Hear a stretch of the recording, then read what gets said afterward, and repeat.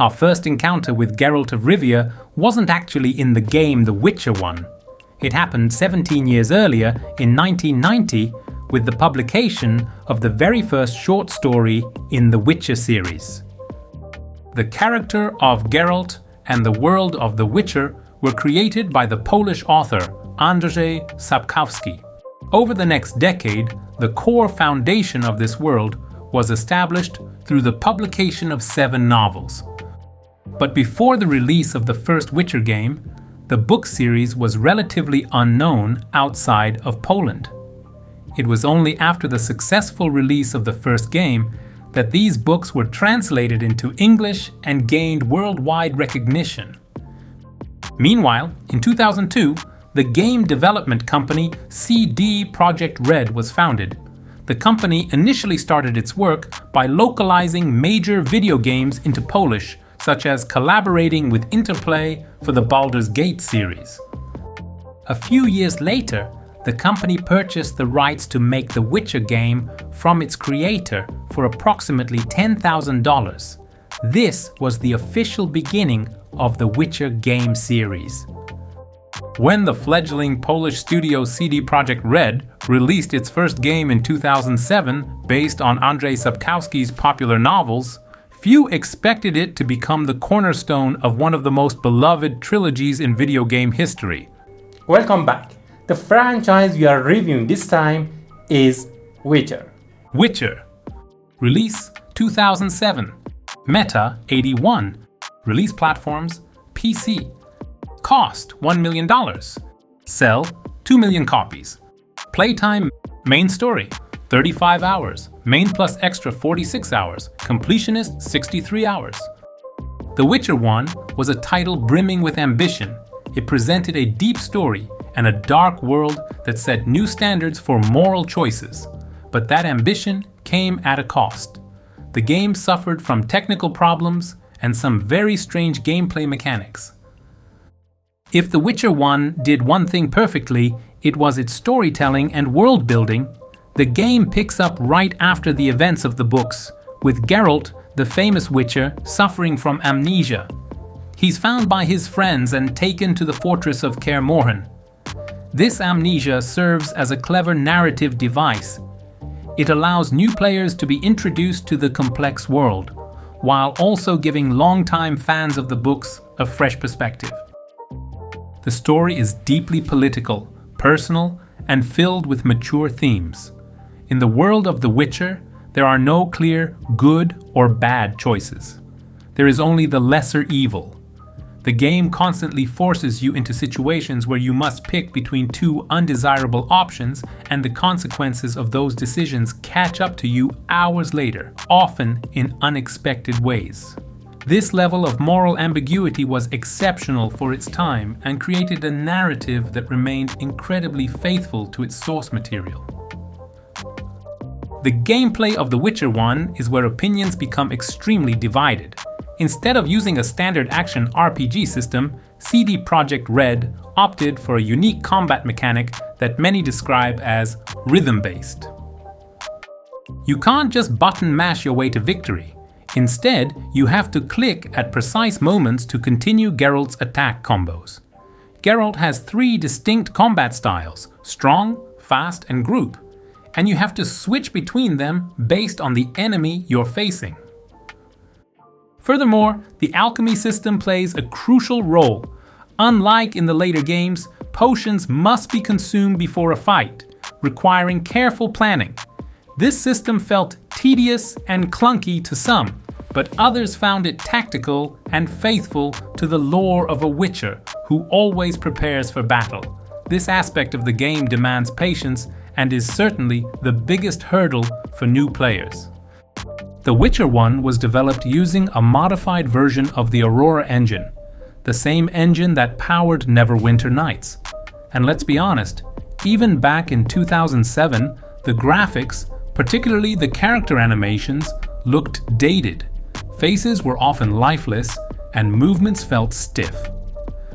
However, what the game lacked in technical fidelity, it more than made up for in art direction and atmosphere. The environments, from the muddy suburbs of Vizima to the city slums and foggy swamps, perfectly captured the story's sense of darkness, despair, and danger. The game's soundtrack is also fantastic and incredibly memorable. It's worth noting that the enhanced edition, released a bit later, significantly improved many of these graphical issues, the long loading times, and the original weak English voice acting. Major review sites praised the game's deep story, impactful moral choices, and rich world building. Scores were generally good, mostly landing above 8 out of 10. That said, nearly every review also pointed out its technical problems, bugs, long loading times before the patches, and above all, its weird and cumbersome combat system. The player base was similarly divided. There was one group that just couldn't get past the gameplay and dropped the game, but the second group, those who broke through that gameplay barrier, discovered a deep and unforgettable RPG experience. The Witcher 1 quickly developed a passionate cult following, captivating players with its mature storytelling and its uncompromisingly gray world. Witcher 2: Assassins of Kings. Release 2011, Meta 88. Release platforms Xbox 360, PC. Cost $10 million. Sell 2.5 million copies. Playtime: main story 24 hours, main plus extra 34 hours, completionist 56 hours. If The Witcher 1 was a promising but rough start, The Witcher 2: Assassins of Kings was the resounding slap that announced CD Projekt Red's arrival to the entire gaming industry. Released in 2011, this game abandoned almost every aspect of the first installment. With a new graphics engine and a focus on cinematic narrative, it delivered an experience that was far more polished and yet far more brutal. The Witcher 2 picks up immediately after the events of the first game. Geralt now serves as King Foltest's personal bodyguard, but he soon finds himself at the center of a massive conspiracy. The kings of the north are being assassinated one by a mysterious witcher named Letho, and Geralt, framed as the main suspect, is forced to flee and clear his name. The story in The Witcher 2 is far more focused, political, and cinematic than the first game. Those long wanderings in the Vizima outskirts are replaced by a dense political thriller. The game is filled with complex intrigues, betrayals, and morally grey characters. But the game's narrative masterpiece happens at the end of Chapter 1. You are forced to make a choice, siding with Vernenroch or Yorveth. That doesn't just change a few lines of dialogue. It changes the entire second chapter of the game. This was a true branching storyline, meaning players would miss a massive chunk of the game's content on their first playthrough, which gave the game incredible replay value. CD Projekt Red completely threw out the strange rhythmic combat of the first game and replaced it with a modern action RPG system. Combat in The Witcher 2 is fast, fluid, and extremely challenging. Gone are the timed clicks. Here, you must dodge, roll, parry, use your signs tactically, and look for an opening in your enemy's guard. Preparation, which was important in the first game, is vital here. Walking into a tough fight without drinking the right potions, applying oils to your sword, and setting traps is almost a guaranteed death sentence. The Quen sign, your magic shield, becomes your new best friend. This new system was a massive improvement, but it wasn't flawless. The game is notoriously difficult, especially in the tutorial and the first chapter. Its learning curve is incredibly steep, and it harshly punishes players who were expecting a simple hack-and-slash action game. The Witcher 2 was the first game built on the studio's proprietary engine, the Red engine. The result was stunning. At the time of its release, this was one of the most beautiful games ever made, especially on PC, and it set a new standard for graphics in role-playing games. From the lush, dense forests of Flotsam to the misty military camps and ruined cities, everything was designed with obsessive detail. The lighting, texture quality, and art direction were all world-class. This was a complete generational leap over the Aurora engine from the first game. The soundtrack and voice acting, especially in the enhanced edition, were equally strong, adding to the game's heavy, dark atmosphere. The Witcher 2 was met with widespread critical acclaim. Websites like IGN and GameSpot gave it extremely high scores, often 9 out of 10 or higher. They praised it for its mature story, truly impactful choices, and groundbreaking graphics. This game proved that CDPR was a top-tier global studio. However, nearly all reviews pointed out two main issues. First, the brutal difficulty. Many felt the game was far too hard at the beginning and scared players away. Second, the combat system.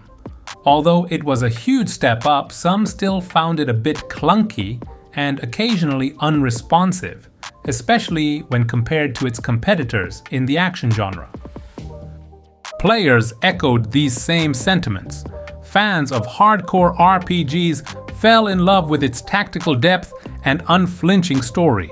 But more casual players were often frustrated by the difficulty. The Enhanced Edition, which was released later, partially fixed this by improving the tutorial and rebalancing some of the fights. Don't forget to like and subscribe. Thanks. Witcher 3 Wild Hunt. Release 2015. Meta 93. Release platforms: PlayStation 4 and 5, Xbox One and Series, PC, Nintendo Switch. Cost $83 million. Sell 60 million copies. Playtime: main story 51 hours, main plus extra 103 hours, completionist 175 hours. After two successful but somewhat niche games, CD Projekt Red made a massive gamble with The Witcher 3 Wild Hunt.